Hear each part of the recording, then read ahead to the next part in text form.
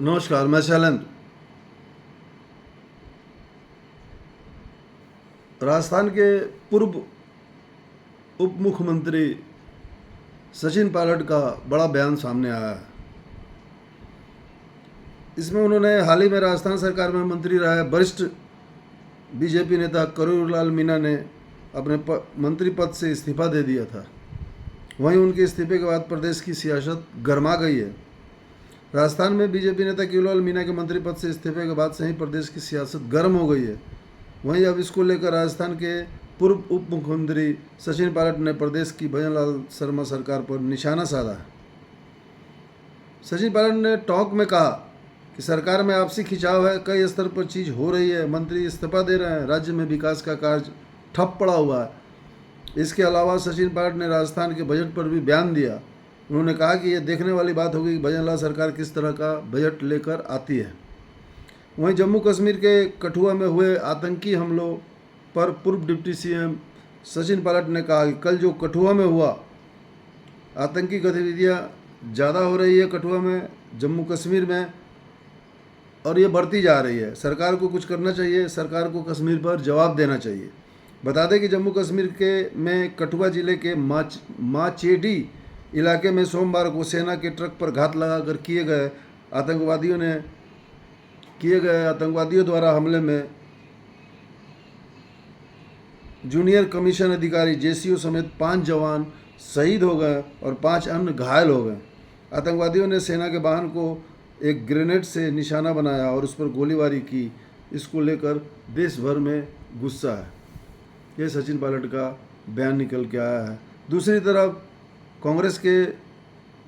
राजस्थान कांग्रेस के अध्यक्ष गोविंद सिंह डोटासरा ने मंगलवार को जयपुर में कांग्रेस विधायक दल की बैठक के बाद कहा कि नौकरशाही के हावी होने के कारण मंत्रिमंडल में मंत्रियों की कोई भूमिका नहीं रह गई है।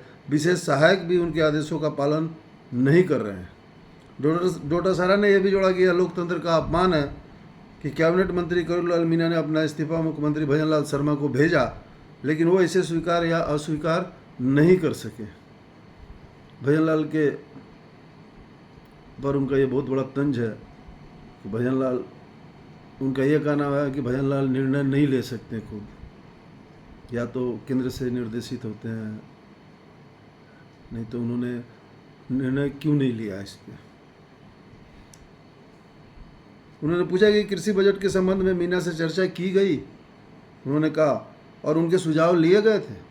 मालूम होगा बीते दिनों वरिष्ठ नेता मीणा ने अपने इस्तीफे को लेकर कहा था कि उनके क्षेत्र में उनका प्रभाव कमजोर होता जा रहा है, जिसके चलते चुनाव परिणाम घोषित होने के एक दिन बाद 5 जून को उन्होंने इस्तीफा दे दिया था। मीणा ने अपने प्रभार वाली 7 लोकसभा सीटों में से किसी में भी भाजपा के हारने की स्थिति में पद छोड़ने की कसम खाई थी। डोटासरा ने यह भी सवाल उठाया कि मुख्यमंत्री अकेले ही बजट संबंधी सभी बैठकों की अध्यक्षता क्यों कर रहे हैं। वित्त मंत्री दिया कुमारी बैठक क्यों नहीं कर रही है? क्या उनके विजन को बजट में शामिल किया गया है? ये डोटासरा प्रश्न कर रहे हैं। उन्होंने आगे कहा कि यह एक नया चलन बनने जा रहा है कि एक व्यक्ति दूसरे द्वारा तैयार किए गए बजट को पेश करेगा। उधर भाजपा प्रवक्ता मुकेश पारिक ने डोटासरा के दावों को खारिज करते हुए कहा कि कांग्रेस नेता बेतुके बयान देते हैं, वे केवल लोगों को गुमराह करने के लिए ये बयान दे रहे हैं। एक तरफ सचिन पायलट का संक्षिप्त और